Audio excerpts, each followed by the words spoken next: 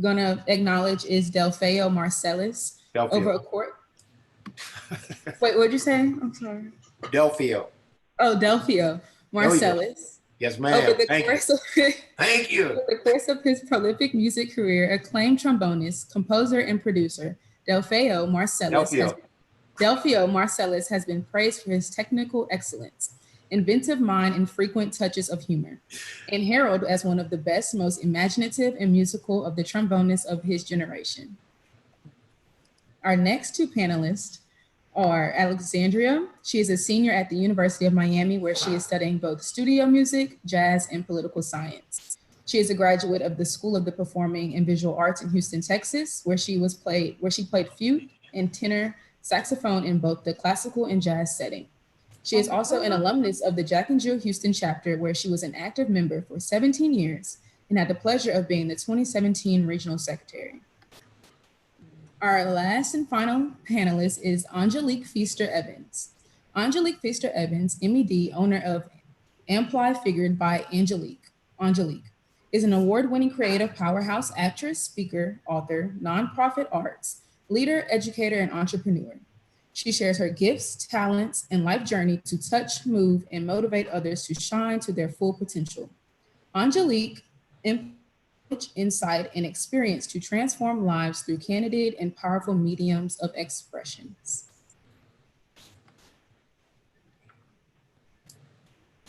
I have a video for those who don't know what being a college creative is. I mean,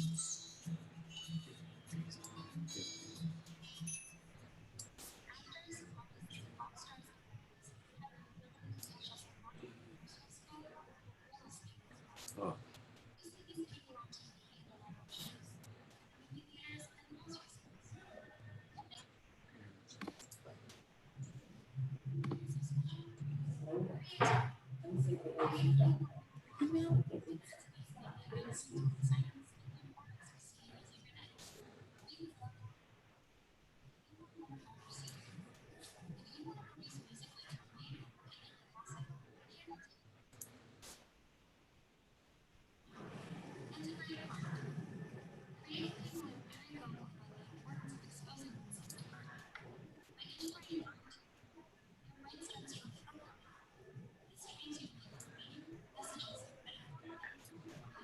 Sydney, can you turn the volume up just a little? We can't hear the volume on the video. that's actually the max. Can everyone go on mute if you are not? So I think that'll help with the quality. I'm sorry, that's the max of the video. Oh, here we go. Oh, ma'am. If you try going to your audio settings or wherever it says share screen, whenever you share your screen, press share computer sound and you should be able to hear it. Oh, okay, thank you. Somebody's on top of it. Ask questions. Creative people ask a lot of questions. What ifs and whys create a climate of curiosity. It's through this curiosity that creative people are able to make connections, gather information, and develop opinions. Go ahead, ask more questions, and watch the creative ideas flow. 3. Work with your productivity. Most people get stuck in a routine, but is this the routine that's most effective for you? Creative people know when they're most productive, and they work with it, not against themselves. By embracing the schedules their bodies want to follow, they're able to increase their productivity. You might even find you'll get more leisure time out of it too. Did you know that how you get your energy can also affect your creativity? Check out this video to find out why the most creative people tend to be both introverted and extroverted. 4. Express your ideas. Even if they seem silly at first, creative people follow their ideas. They don't judge a piece until after it's complete or after it's been discussed. The more you express your ideas, the easier you'll have access to them too. In the future, ideas will come more naturally, and you'll be quick on the draw for any brainstorming sessions at work. 5. Go on adventures. You miss out on life if you don't go on adventures and see the world. Creative people embrace the new. They love different experiences and sensations, because thrill seeking allows them to explore and create possibilities for themselves and others. Being open is such an important factor. Creativity has to be free in order to sustain, not boxed up and shut away. 6. Be an observer. It's important to also step back and observe the adventures you have. Observers get to take in everything, and through that receptivity, they develop unique and rich opinions.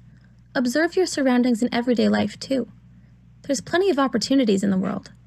Only through observation do we find them, though. 7. Practice mindfulness. Mindfulness might sound like a buzzword nowadays, but it's actually really good for you. When you're being mindful of yourself and the world around you, you can bring more positive energy and calm into your life. Honesty becomes easier. So does breaking old, unwanted habits. Mindfulness also helps you achieve a greater attunement to yourself, which means you'll be able to play your strengths more. 8. Embrace risk. Risk is the driving force of a creative person, and it gets great results. Often, people who risk a lot fail a lot too. However, the more desensitized a person gets to failing, the more they're willing to risk. This gives them the courage to explore their ideas and express the things they want to say. Creative people learned this long ago and embraced the risk equals reward scale. 9. Daydream. Just because you're not on task doesn't mean your brain is inactive. By daydreaming, you're engaging different parts of your consciousness while letting your subconscious deal with the real problems. Daydreaming is also a great way to come up with creative ideas and situations that you might not otherwise give yourself permission to think about. It's like going on an adventure, but in your mind. 10. Create. When you get right down to it, creative people create. They create experimental work, successful work, and a lot of failed work. But they keep going. They know that the only way to go farther in their work is to create more of that work. And that's a lesson we all can learn. The more we do, the farther we'll go. Who knows? Maybe you'll be the next research scientist making big breakthroughs and saving lives. So what are you waiting for? Take the risk. Which tips help you be the most creative? Share your thoughts with us below. Also, don't forget to subscribe for more content. Now that we know all about our creatives, let's talk to our guest creatives. First question to the panel. Okay. What influenced you to choose this path in life? This is of the three panelists that want to answer. I guess I'll go first. From a very young age, both my parents, hi, I'm Alexandria, to introduce myself again. Starting very early in life, my parents always encouraged us to go after what you were passionate about. And for me, that was music. So I played classical flute for a very long time. And then I picked up saxophone just so I could be in the jazz idiom. And my older brothers actually influenced me. Both of them are jazz musicians. I was like, hey, like they're doing it, maybe I should try. And I ended up really liking it. And then I picked up singing after I was like, hey, like maybe I can sing a little bit. And then, so I tried to pursue that in college. Mr. Delphio.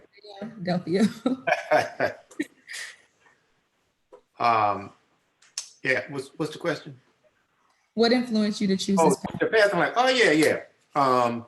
it's a number of things. As far as the music specifically, a lot of folks in New Orleans played music. And of course, I had two older brothers and a father who was playing music. So that served as inspiration for me, primarily. But I would say in terms of the creative aspect of it, I have to give big props to my mother. Because she had a certain vision for our family and for myself and all of my brothers. And we came along not long after the civil rights movement. That's when we were coming of age. And, a lot of my aunts and uncles would always tell me the same thing, which was that there was no opportunity for upward mobility, people of color, especially Negroes. So my mother's vision was that we were going to have access to the information and we were going to, do the work. So I would say for sure my mother was highly influential, and also the fact that I had a father and brothers who were in music. Miss Angelique? Yes. So my involvement in the art started out at a very young age, just my desire. I didn't have a model in my immediate family to go and follow, but I was just influenced by the artists that were I was able to see growing up after that dream and that burning desire, the arts. And so my influence came really from within, and just that model of seeing those individuals perform on television and on the big screen. That's where my influence and motivation to be an artist came from. Next question. This one goes to Mr. Marcellus. How do you Manage my schedule? Yes, sir. Oh, it's terrible. Oh, you can't even believe it. Oh my goodness. Talk about needing some help. Somebody help me. You know, I can tell you for sure, it's something that I struggle with, but I have good examples. My older brother, Winton, for example, he's the one that I look to for how he manages his schedule. And the best way, and I'm trying to get to that, is to have a schedule. And you say, this is what the schedule is, and stick to the schedule. That's always helpful. So you say, I'm going to spend 2 hours doing this. I'm going to spend an hour doing this next thing. So that's something that I found has been very helpful. It's something that I'm still, because you have real life gets in the way of that, especially in this situation. You have things that come up that you have to address. But I would say as much as you can have a schedule, even if it's more general, even if it's in 4-hour blocks where you say, okay, the first 4 hours I want to accomplish this, the next 4 this, and the next, then that's going to be very helpful. Miss Alexandria? How do I manage my schedule? Yes, ma'am. You don't have to call me ma'am. I'm only 21 years old. Oh. I am terrible at it. For me, it's more, I just cannot do long periods of time. First, I suffer with ADD, so like focusing for 30 minutes is a big thing for me. So that's what I try to do. I use the Pomodoro method, which is essentially like you have a set amount of time. So 20 minutes, if I want to complete a certain task, I set it for 20 minutes and I take a 5-minute break and then do another 20 minutes until my goal is accomplished. That's usually how I do it. I prioritize it. So I'll take I have a big, you can't see it right here, but dry erase board. And I have all the things that I need to accomplish and I prioritize it. If I don't get to the lower things, it's okay. But if I get to the top 3 within the day, then I'm happy with myself. Because I know, especially as teenagers and young adults, we suffer, especially with social media, we suffer with anxiety and being like, oh my gosh, I really don't want to do this. It feels really overwhelming. But if you're able to put what you need to get done on a list, get it out of your brain, put it on a list, get through as much as you can, even if it's just 2 things, I think you're still being just as successful. Miss Angelique? Yes, so I'm able to manage my schedule by really looking at what is the top priorities that I'm having to accomplish within that specific amount of time. I have a to-do list and a calendar, both a physical calendar as well as a digital calendar that I work with, because as an artist, as an arts administrator, and producing productions as well, I have to be able to multitask. And so being able to see what my day looks like at a snapshot, what my week looks like at a snapshot, is very helpful as far as my being able to prioritize and stay on top of things. Also, in managing my schedule, I've learned the art of delegation. That was something that was hard for me early on in my career, but being able to release certain responsibilities to others that are a part of your team is very beneficial, and it really helps to alleviate a lot of stress in that process. Thank you. Next question goes to Alexandria, what do you do to keep yourself motivated? Honestly, it's whenever you make good music with some of your friends, you never forget that feeling. That's what always keeps me going, just being around people that love the music or love the art that you're creating, and you're just motivating one another to keep on going. I have some great mentors that whenever I do get down myself, I can reach out to them and say, hey, like I'm having a hard time. I need some help. And just being surrounded by a community that I really love. Mr. Marcellus? Yes, ma'am. So I would say peer pressure is always a good thing.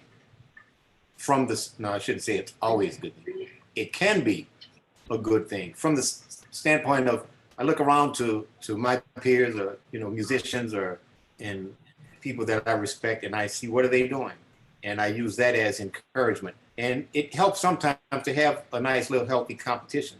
So maybe like, for example, when I'm creating CDs, I'll have a little competition with my brothers. And I say, okay, let's see what y'all have. Say, okay, I've got the artwork and the liner notes. I've got a certain kind of sound, and I've got these songs, and they'll create something. So, for me, that helps. But in addition to that, the more you can involve yourself with, the better. Sometimes you take any job, any work somebody wants you to do something, just accept it. And that's something you learn from Louis Armstrong, man. He would play any song and he would do his best with it. So I would say those are the keys, especially when you're young. Any job that if it's in the field that you're interested in and a job comes up, don't necessarily worry about the compensation or whatever. Just worry about involving yourself and trying to make it happen. Miss Angelique? Yes, what keeps me motivated is knowing that the art is bigger than myself. So even when there are times that my energy wanes or my spirit gets a little kind of down, I understand that this art form is bigger than me, and I have a responsibility to continue to tell the stories and the narratives of the playwrights, of the different artists who have worked to get our stories conveyed from the page to the stage. And so being able to stay connected with the young and young at heart is really what keeps me motivated as well, knowing that, as a culture bearer, I have that responsibility of passing the baton. But in doing so, I have to set that example of artistry for those that are to come. And so motivation comes from within, but it also comes from knowing that there is a responsibility to the art that is far greater than myself. Thank you. Mr. Marcellus, do you advise aspiring artists to go to college for your artistry? Why or why not? Well, I'm kind of old school when it comes to college. Although I myself personally loved college, I would say that it's not for everyone. So if you have a clear idea of what you would like to accomplish and college is not part of that plan, I'm okay with that. So I don't think that there's a cookie cutter method. Again, I always loved the idea of college, but it was a gentleman by the name of Dennis Montgomery, and we were in the same class at Berklee College of Music, and he had an opportunity to opportunity came up. I believe it was with it was either Patti LaBelle or Stephanie Mills. They came to the school and they needed a musical director, and Miss Montgomery was from Shreveport, and unfortunately I wasn't around him when that opportunity came up, but he had promised his parents that he would graduate from college, so he turned that job down. And by the time I found out, I said, man, the school will always be there, but the job, and 20 years later, I saw him and he was like, yeah, the job never came back around. So I would say that to say, school can be a great thing, but sometimes if you have that opportunity, always remember that you can take that, if the job is there and the school will always be there, you can return and finish your studies, but the job may not be there again. Alexandria, do you advise aspiring artists to go to college for your artistry? Why or why not? I have to agree with Miss Marcellus. Like some college isn't for everybody. I know a few of my friends have decided not to go to colleges and to just go do them, and they're very successful right now. I personally needed to go to college. I had just started singing my junior year of high school. I was like, oh, okay, so like I have zero instruction. I don't know what technique is, so I need to go to school and I need to educate myself on what I'm getting myself into. So I think if it's something new for you, then yeah, um, it's different for everybody. I also love college because being connected with so many people who are interested in the same thing that I'm interested in.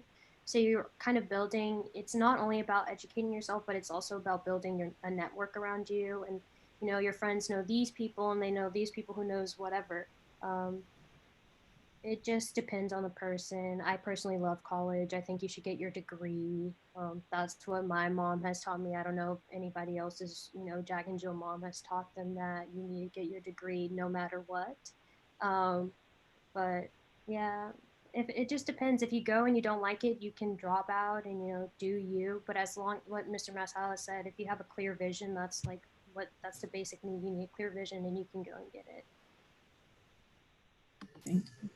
Miss Angelique, do you advise aspiring artists to go to college for your artistry? Why or why not? I would advise an aspiring artist to really consider the path as it relates to their artistry as to whether or not college is, the best choice. Now, I do believe that education is important, but I also agree with the other artists that college is not for everyone. And I had formal training in college as it relates to theater, but a lot of my experience and what I learned in television and film and auditioning and so forth, that came from learning on the job training. That came from being immersed in that process in the real world that was not really taught from the world of academia. And, it was more about the foundational work of theater versus, the auditioning process. So there's benefit, I think, to both, but each individual's choices or decisions will be different and based on their needs and their desires and the paths that they want to take within their art form. Thank you all. I would like to now go to the audience to see if they have any questions for you all. And can you please state your name and chapter before you speak? Hi, this is Elise Gentry from the Missouri City Sugarland chapter. I have one question for all of you. What has been your favorite project that you have worked on? I hope that's not too hard. Well, it's funny because my favorite was probably not what I would consider one of even the more successful. I had an idea so when I was in college, I wrote a thesis paper on Duke Ellington and a CD entitled Such Sweet Thunder, which was a tribute to William Shakespeare. And I then tried to transform that to the stage. So it was actually a jazz theatrical production where we had the band, and then we had an actor who was, like Black Shaq. So he comes out and he's Shakespeare. And so it was a unique thing. We had a set and everything, and it was tough. So I would say that was the one that I enjoyed the most. Again, it didn't necessarily work out like I'd hoped for a number of reasons, but that's the one that I can look back, and I liked it because I'm a fan of the arts. I'm a fan of theater and a fan of the music and a fan of sets. And so it was one that, it encompassed many different aspects of the arts, or facets of the arts. So that would be my favorite, Sweet Thunder. I would say one of my favorite projects was just me and my friends hanging out. We were like, oh wow, we sound really nice together, and we wanted to build a special sound with one another. So we literally sat, for weeks and for hours. We would compose, we'll bounce ideas off one another.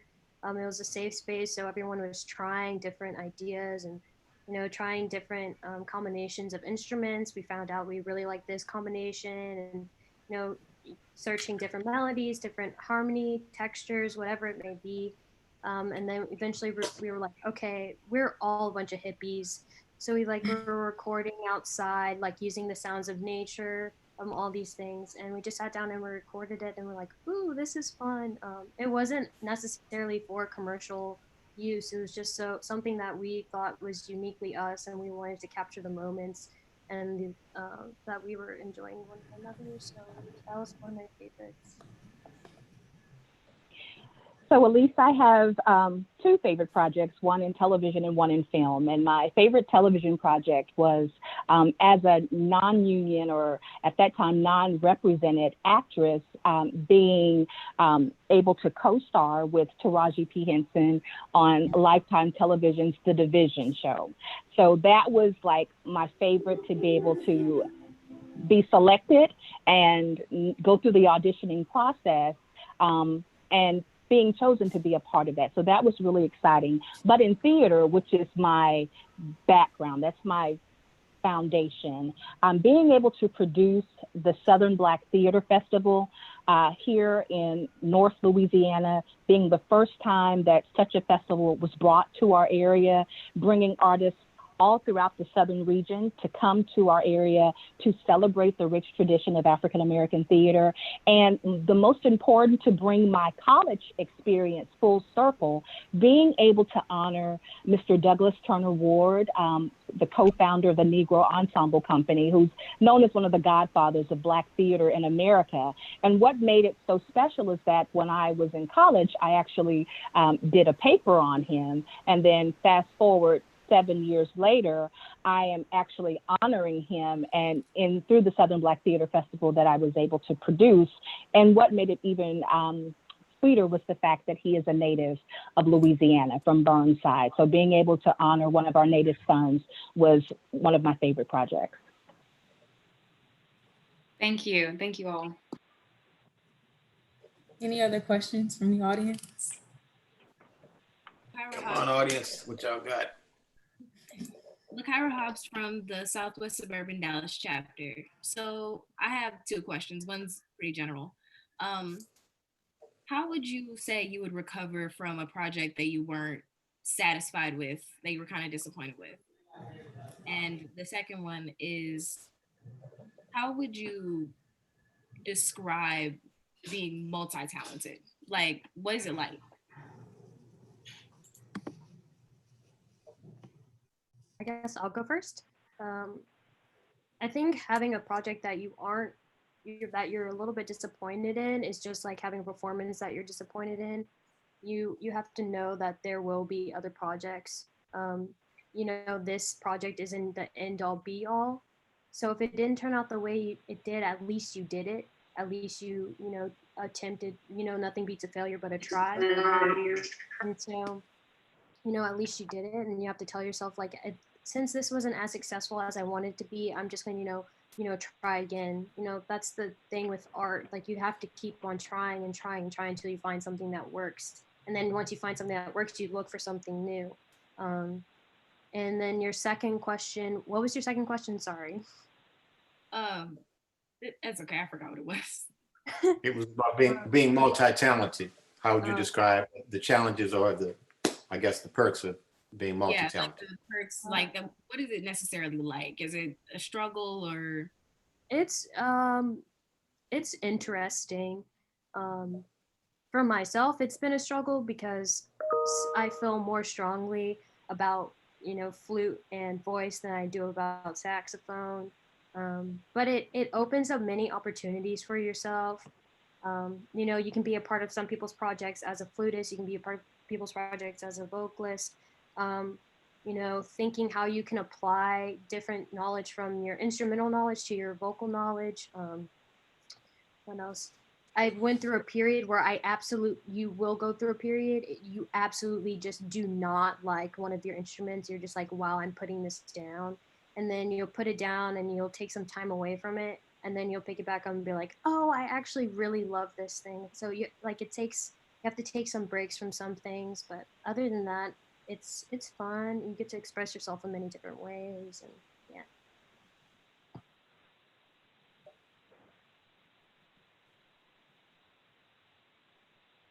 Is that me? Okay.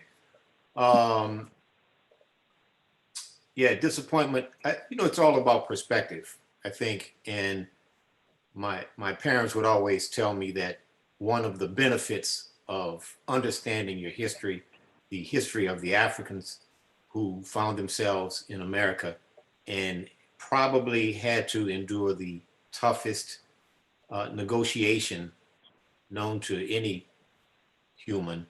And this was an ongoing negotiation, but inside of that, so you got to figure the ones who first landed here, they had their understanding of their lives back in Africa and how they were able to contribute to the community. Now they're in a different environment where they have to learn a language that they're not supposed to learn, not allowed to read and write, et cetera, et cetera. So they had to manage their expectations. And that's something that you just have to keep in mind.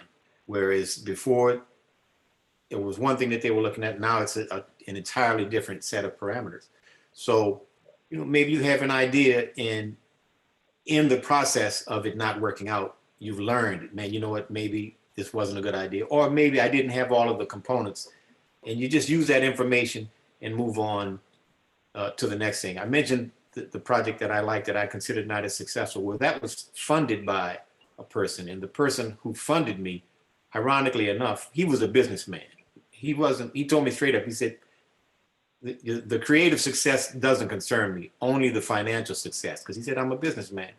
But ironically, he knew going in, I guess once he looked at the plan, before he supported the project, that we were going to lose the money. The funny part was, but after it was over, I never forget, I called him and I'm like, man, I'm really sorry, such and such. And he just said something like what my dad would say, well, what's your next plan? What's the next move? You don't want to dwell on, I tried this and it didn't work out. Get to the next thing as soon as you can and keep working. I think that's the way to go.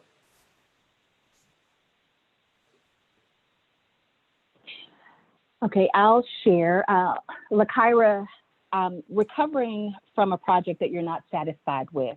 It's just like one of the things that was mentioned in the video. We have to be able, as artists, to take risk. So there is going to be a level of success and taking risk as well as failure. So when you're wanting to bounce back from a project that you're not satisfied with, I think one of the things you should do is just recognize that you were willing to step out and, initiate this project, create this project. So instead of being, really hard on yourself, it's an opportunity for you to learn from that experience and really take the moment to say, look at and examine what worked, what didn't work, and then, make the adjustments, tweak, and go from there. And you may even be able to, bring that production back to life by implementing some of the things that you learned along the way as far as how it could be better in the future. So that's one of the ways that I would suggest recovering. The other thing about describing being multifaceted, I think being multi-talented, I think being multi-talented is indeed a blessing because we all have gifts and talents. And one of the things in being multi-talented, it reminds me of the words of the late Dr. Maya Angelou, is that you can't use up creativity. The more you use, the more you have. So when we think about this multi-talented space that many of us are in, we're able to pull from those different gifts and talents to help in that creative process. So embrace being multi-talented and understanding that you all have something that the world needs that nobody else has, and it's for you to utilize that gift and bring it forth in the world. Thank you so much. And, to the point of the multi-talent, I look at certain individuals, like my dad, for example, he played piano. That's what he did. And he did also teach, but there are a number, especially in the music field, there are people, and that's what they do. They're musicians. So it's also good for you to, I believe that there was a comment earlier about delegating, but not only to delegate authority, but also to include people. Maybe that's exactly what they do. I go to a gym and the guy that runs the gym, that's all he does. And I love it because if I call him and I say, you know, man, I know it's Sunday, he'll just say, oh, you feeling that burn, man? I'll meet you down there. Because he loves the idea of working out so much. So there's a benefit to the multifaceted, but also, you know, embrace those individuals who specialize. And, you know, that's also a good thing to have at your disposal. Thank you, because I was working on a project and it didn't turn out quite right. So I need to hear Or that. just go to the next thing. You know, that's just keep them coming, you know, and eventually you'll get to it. What did they say about, was it Alexander Graham Bell, or who was it? Thomas Edison? He said, you know, he tried 450 times. He said, well, we know 450 ways that won't work. We just got to keep going until we find the way that does work. I think it was Edison on the light bulb. I think it was Edison. So we have a question about visual art. Do any of you draw, paint, or practice art outside of your art form? I can answer that one. No.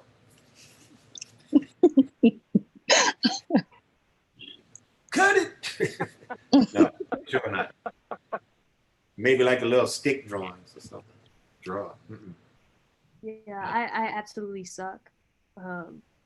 But what is really fun that I found that I can kind of do is collaging, like taking different things. Like we had some like National Geographics, and then I would just like collage different things together from different magazines, which is really fun. I cannot draw though at all. I've enjoyed fashion design, so but not just like major visual art. That's been just a little something that has always been in me, to sketch and to draw. So to sketch out clothing. So, but that's not my strong suit. We also have a question from Ethan Clay. He says that as a Black classical cellist, how do you deal with discrimination and microaggressions in music? Oh, I'd love to answer this one. Oh, Miss Alexandria, go ahead. Are you sure? I don't want to. No. Okay. So I did play, or I do play classical flute for a long time. Well, I guess I don't know how many years, a lot. And I am currently the only Black woman in the flute studio and one of 2 Black women in the jazz studio. So what I'm saying, like, you have to find a mentor, like find one quick, because it really is, you're out there and you're drowning, you feel like you're comparing yourself and all this stuff. And I'm telling you, you have to find a safe space where you can talk to someone and talk to you, someone about what you're going through, because you're not alone. Find other Black people, you know, within, you know, your school, because it's really hard. We're going through a lot of that right now. Just reach out to people. And if you see someone, you know, not saying the right things or like being childish, your voice matters and it's time to speak up. If you don't feel like speaking up, talk to someone.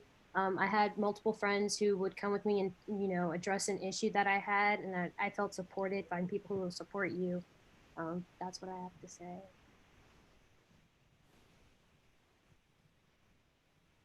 Should I go? No? Yeah? What do you think? Yeah, I should? Okay. Yes, sir. My mom was a fan of psychologists. I was not. She convinced me to go see an old guy named Cohen. You know, Jewish guy. I think I saw him twice. And I remember saying to Mr. Cohen, I said, you know, I don't have beef with white folks. I have beef with what they do and how they choose to act towards people of color. And I'll never forget old man Cohen. He said, well, if you don't like that, you might as well not like the fact that you're 6 feet tall. You might as well not like that you have brown eyes. He said, because I guarantee you, they're not going to change. And he said, if you think you have it tough, look back through history of people like Louis Armstrong and Charlie Parker, even more recently, Barack Obama. This was back during that period of time. And I remember thinking, man, that's not at all what I wanted to hear. But he told me, you have to figure out how to address it, and you have to internally understand, because that situation is not going to change. Now, incrementally, we have found changes, but we see it happening right now, man. It's tough out here. So the old school method is you have to be clear and you have to find that strength. But what Miss Alexandria said is also important, to find people who are around you that can be supportive. But just always understand that certain things, you know, that's not going to change. What's going on right now, the protests, all of this is beautiful and it's flowery. We're glad to see it happen. But trust me, it's a long, long history of oppression in the world, way before America. That's just kind of a thing that goes on in human nature. So you have to expect it and do the best that you can, you know, to deal with it.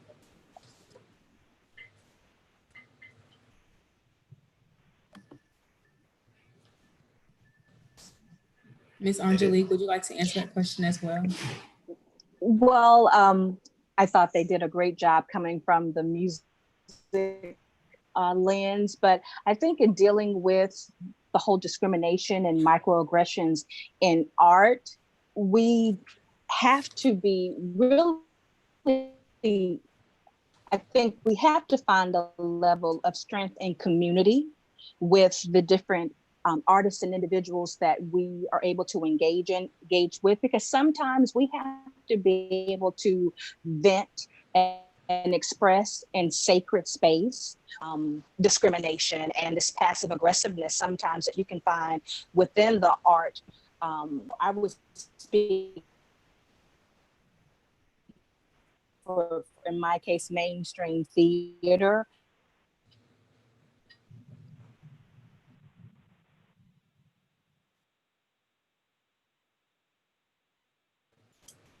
Can't hear you. Angelique, we're having a hard time hearing you.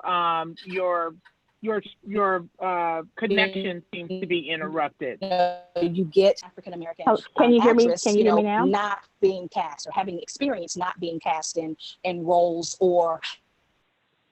Yes. Yes. Eileen, can you hear me now? Not having Yes. productions. Okay. There's a delay from the other platform I was on. Eileen, can you hear me now? So basically, Okay. There's a delay. I from was the other- sharing. I was sharing. was sharing about the challenges as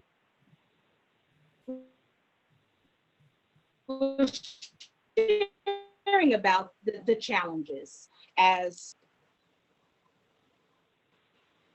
Yeah, Angelique, we're still having a delay.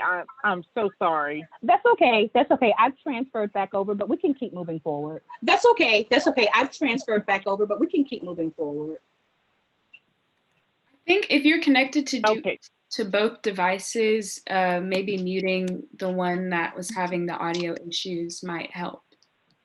I did. I just disconnected. Thank you. Okay. All right. We have some more questions in the chat. Ethan Clay has two more. He has a lot of great questions. He says, as a classical musician, how does one get into playing jazz? And how do you train for improvisation? I listen to a lot of jazz like Coltrane, Miles Davis, and McCoy Tyner. So do you have any tips for that? Yeah, I'd say listen to Louis Armstrong, Coltrane, and McCoy. If you're just starting out, that's difficult. That's like, you know, you just start playing and you say, man, I just started, I've been playing the cello for a year and I want to deal with Stravinsky. I want to get to some Hindemith. It's just difficult. It's more modern. And when you're improvising, it's really difficult because you're practicing a number of things. You want to have not only your reservoir of all your skills and different ideas, but you're working on composing spontaneously and your reflexes. So what you're playing in an actual jazz setting, it depends on what's going on around you.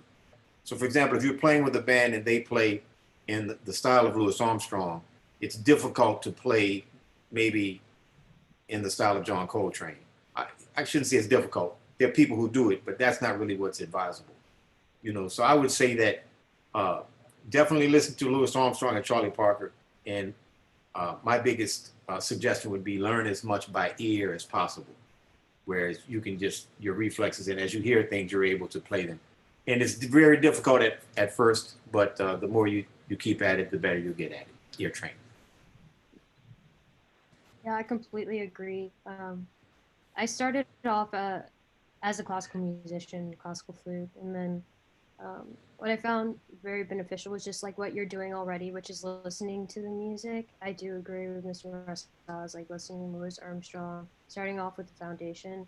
You know, I also suggest like singing along with the records, just to like get it in your brain, you know, because what we are playing already is a language, and if you aren't speaking the same language as everyone else, then it just, you know, it's a little wonky.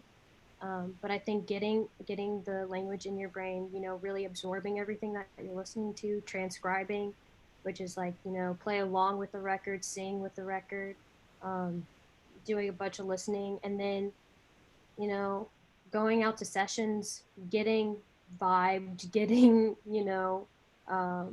learning. That's how I did my learning. I would go out to sessions and I would just crap on the bed, and having older musicians say, hey, you need to get your head on straight, this is what you need to do. That's what you know, putting yourself out there and learning like that.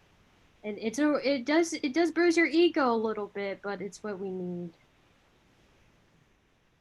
Thank you. Unfortunately, we are almost out of time, so we have 3 more questions. The first one from Gabrielle Clay. Have you ever had a time where you all felt like giving up and had to talk to God for direction? Well, I can speak to that. Yes, I have had that moment where feeling like giving up, and that, you know, my artistry was just kind of at a standstill. And for me, I had to go to God, and I had to really share, because my duality as an artist and as an arts administrator, in some ways I felt had been holding me back, because I was focusing on the organization, and my artistry was suffering because I wasn't able to audition, to, you know, seek out opportunities.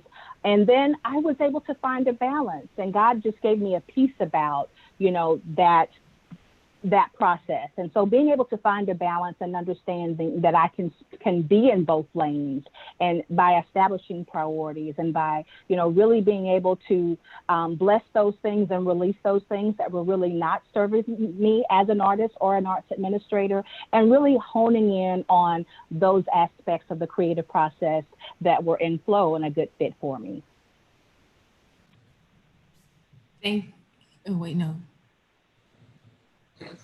I think taking breaks is always a good idea. I took a break off of flute for a year after playing for 16 years, and I think I needed it. It really helps you reevaluate, and, you know, you need to miss your art a little bit. So that's what I did. Yeah, those are good answers. It's nothing to really add. Thank you all for those questions. Thank you, guys. Thank you. Thank you all for those questions and answers. I would also like to thank our panelists for sharing time and talents with us today. And I would like to thank the teens and their mothers for joining us on this call. Okay, that's it? Yes, Thank sir. you. Thank you for the Have a great opportunity. day. It was a pleasure. Thank you. Thank you. Too. Thank you. All right, y'all. Thank you Goodbye. all so much. Yeah. Thank you. You're Have a great welcome. evening and be safe. Take care and stay safe, everyone. Goodbye. All right. Be great.